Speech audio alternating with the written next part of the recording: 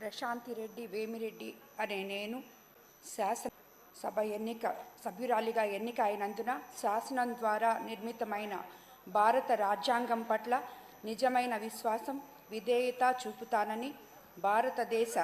సార్వభౌమాధికారాన్ని, సమగ్రతను కాపాడుతానని, నేను స్వీకరించబోయే కర్తవ్యాన్ని శ్రద్ధాశక్తులతో నిర్వహిస్తానని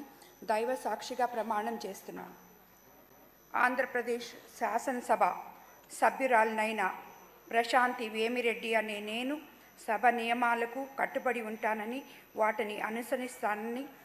సభా మర్యాదలను పాటిస్తానని, సాంప్రదాయాలను గౌరవిస్తానని దైవ సాక్షిగా ప్రమాణం